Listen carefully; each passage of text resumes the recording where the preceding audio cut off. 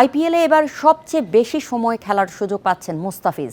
মাত্র ৮ দিন বাদে পুরো মৌসুম কাটাতে পারবেন কলকাতার হয়ে।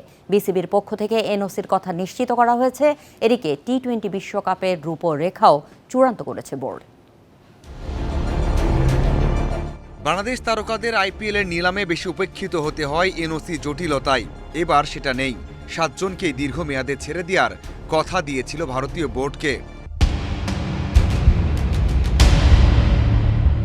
শুধু মুস্তাফিজ তাদের মধ্যে দল পেয়েছেন। জিম্বাবুয়ে অথবা আয়ারল্যান্ড সিরিজের জন্য আর ফিরে আসতে হবে না। মাত্র ৮ দিন ছাড়া পুরো মৌসুম কাটাবেন আইপিএলে। পুরো আইপিএলের জন্য শুধু নিউজিল্যান্ড সিরিজে যে টি-20 যেই 3টা ম্যাচ থাকবে সেখানে ওডিআই যে 3টা ম্যাচ থাকবে সেখানে ও জাতীয় দলের পক্ষে খেলতে চলে আসবে। ৮ দিনের জন্য সে ফেরত আসবে ওডিআই সিরিজ খেলার জন্য। বিশ্বকাপের রূপরেখাও চূড়ান্ত করে ফেলেছে বিসিবি। ২৮ জানুয়ারি দেশ ছাড়বে লিটনের দল। 2টা প্রস্তুতি ম্যাচ খেলবে নামিবিয়া ও আফগানিস্তানের বিপক্ষে। ২৮ তারিখে চলে যাবে বেঙ্গালুরুতে। ওখানে আমরা 2টো প্র্যাকটিস ম্যাচ খেলছি বিশ্বকাপের ইমিডিয়েট আগের, একটা নামিবিয়ার সাথে এবং একটা আফগানিস্তানের সাথে। সো বেঙ্গালুরুতে আমরা ২৮ তারিখে চলে যাব আইসিসির মূল পিরিয়ড শুরু হওয়ার আগে। পিএসএল এর কারণে বাংলাদেশে 2 ভাগে লাল ও সাদা বলের সিরিজ খেলার অনুরোধ জানিয়েছে পিসিবি। মার্চে ওডিআই ও মেতে টেস্ট খেলতে আসবে বাবর রিজওয়ানরা। পাশাপাশি হয়তো এটা বলতে পারি যে পাকিস্তানের সিরিজটা পিএসএল এর কারণে একটু আমাদেরকে শিফট করতে হচ্ছে, কিছুটা আগে কিছুটা পরে, দুই ভাগে হতে হবে এটা। বিশ্বকাপে খেলবেন এমন তারকারা যেন ইনজুরিতে না পড়েন সেটা তদারকি করতে বিপিএল এর সময় দলগুলোর সাথে যোগাযোগ রাখবে বিসিবি। নাজহারুল ইসলাম, ইন্ডিপেন্ডেন্ট নিউজ। বিপিএলে অভিষেক মৌসুম বাজে কেটেছে ঢাকা ক্যাপিটালসের। এবার শিরোপার লক্ষ্য নিয়েই দল গড়েছে ফ্র্যাঞ্চাইজিটি। দেশি বিদেশি সমন্বয় আর ম্যানেজমেন্টের তাড়নায় আশাবাদী সহকারী কোচ মাহবুব আলী জাকি। বাকি দলের শক্তিমত্তা বিবেচনায় এ মৌসুম জমজমাট ও চ্যালেঞ্জিং হবে মনে করেন তিনি।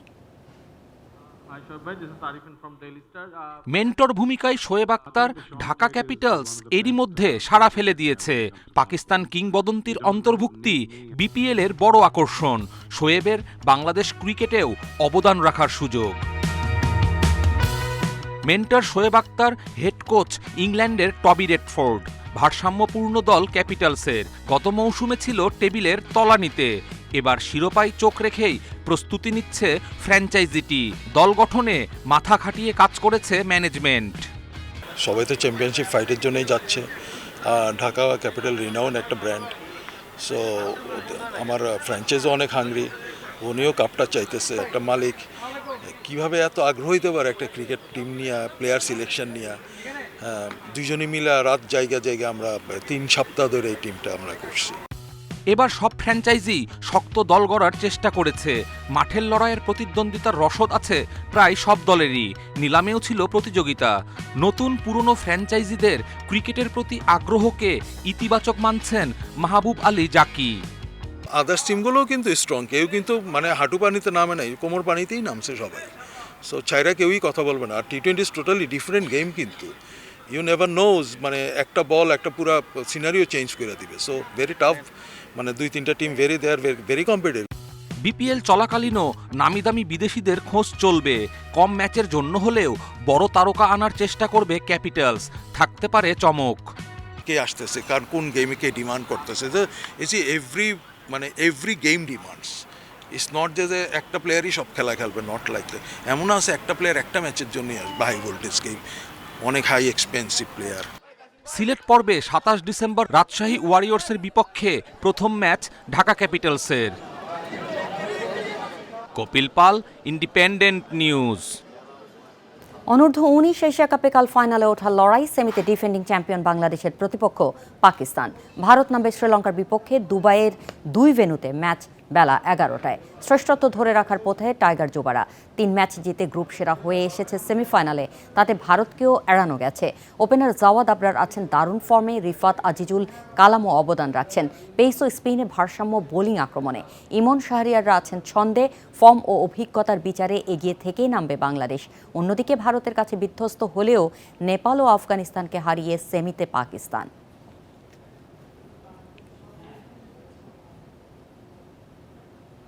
বিগ ব্যাশে দ্বিতীয় ম্যাচে রিশাদ হোসেনের জোড়া উইকেট মেলবোর্ন স্টার্সের বিপক্ষে শুরুর 2 ওভারে নিয়ন্ত্রণের পর খরচে টাইগার তারকা।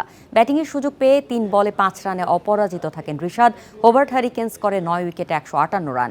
পাওয়ার প্লের শেষ ওভারে বোলিংয়ে এসে তৃতীয় বলে সফল রিশাদ। থমাস রজার্সকে আটকেছেন টাইগার স্পিনার। পরের ওভারেও তৃতীয় বলে উইকেট পান দ্বিতীয় শিকার জো ক্লার্ক। তৃতীয় ওভারে রিশাদ ভুগেছেন স্টয়নিসের বিরুদ্ধে, যেখানে 2-4 ও 1 ছক্কায় মোট 19 রান খরচ। 159 রানের টার্গেটে স্টয়নিসের ঝোড়ো 50-তে মেলবোর্ন স্টার্সের 8 উইকেটে জয়। হোবার্টের হয়ে অভিষেকে 3 ওভারে 18 রান দেন রিশাদ। উইকেট না পেলেও নিয়ন্ত্রিত বোলিংয়ে অবদান রাখেন।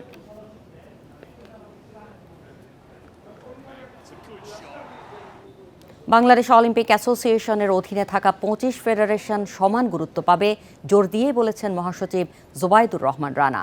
চাইলে বিদেশি কোচও নিতে পারবে সবাই। এজন্য ক্রীড়া মন্ত্রণালয় বিশেষ তহবিল গঠন করেছে, জানান তিনি। ক্রীড়াঙ্গনে কিছু ফেডারেশন পায় প্রাধান্য, অন্যরা হয় বঞ্চিত। খেলাধুলায় বৈষম্য দেখতে চান না নতুন ক্রীড়া উপদেষ্টা। খেলাধুলার মধ্যে যদি আমি সবসময় এলিটিজম নিয়ে আসি তাহলে হবে না। ক্রীড়া উপদেষ্টার বার্তায় পূর্ণ সমর্থন বাংলাদেশ অলিম্পিক অ্যাসোসিয়েশনের নবনির্বাচিত মহাসচিবের। বিওএ এর অধীনে থাকা 25 ফেডারেশনকে সমান গুরুত্ব দেওয়ার কথা জানিয়েছেন জোবাইদুর রানা। আসলে এখানে প্রায়োরিটি দেওয়ার কিছু নাই, সবাই প্রায়োরিটি পাবে। এখানে 25টা ইভেন্ট আছে অলিম্পিকের, সবাই প্রায়োরিটি পাবে, সমানভাবেই প্রায়োরিটি পাবে।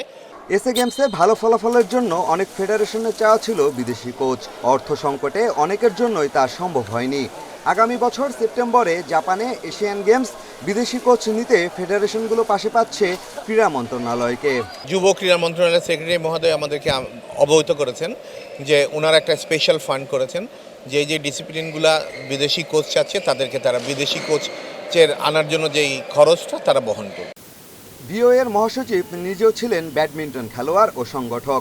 ছোট ফেডারেশনের সংকট, ক্রীড়াবিদদের চাহিদা বুঝে পাশে থাকার আশ্বাস দিয়েছেন। পিয়াস সাহা, ইন্ডিপেন্ডেন্ট নিউজ, ঢাকা। এই ছিল আজকের যত খেলায়। ইন্ডিপেন্ডেন্ট টেলিভিশনের সব খবর বিস্তারিত জানতে চোখ রাখুন ফেসবুক, ইউটিউব ও এক্সে। আমন্ত্রণ পরের আয়োজনে।